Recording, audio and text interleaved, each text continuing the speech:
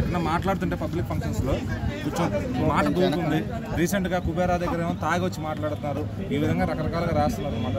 So దానికి ఏం చెప్తారు? యాక్సెప్ట్ చేస్తారా మాట్లాడుతూ? అదేదో పైప్ పెట్టి వచ్చాము చిరంజీవి నోట్ల కాదులే అన్న.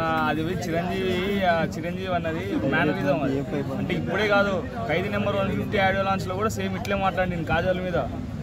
అది మేనరిజం అన్న, అంతే. ఒక్కొక్కసారి ఒకలా అంతే తప్పితే తాగి వచ్చింది అదంతా కాదు. అదే మళ్ళీ రీసెంట్గా వాళ్ళ మార్నింగ్ కూడా వాళ్ళ తల్లి గారికి బాగాలేదు అని చెప్పి అట్లా ఆర్టికల్స్ రాయడం.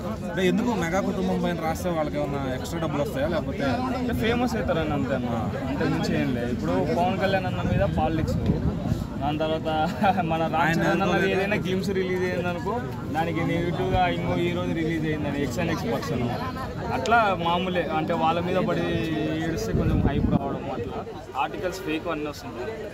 సో ఎందుకు అంటే గత 25 ఏళ్ళుగా 30 ఏళ్ళుగా ఓన్లీ మెగా ఫ్యామిలీ పైన ఇంత విష ప్రచారాలు చేస్తుంటే వాళ్ళు డబ్బులు ఇచ్చి చేపిస్తున్నారు. లేకపోతే ఇండస్ట్రీ మొత్తం వాళ్ళదే పాకిపోయిందన్న భ్రమలో బతుకుతున్నారన్న ఈ ఆర్టికల్స్ రాసే వాళ్ళైనా కానీ ఇంకోరైనా కానీ. ఇండస్ట్రీ మొత్తం వాళ్ళదే అయిపోతుందేమో రేపు పొద్దున అన్నట్టు భయంతో ఇది రాస్తున్నారు.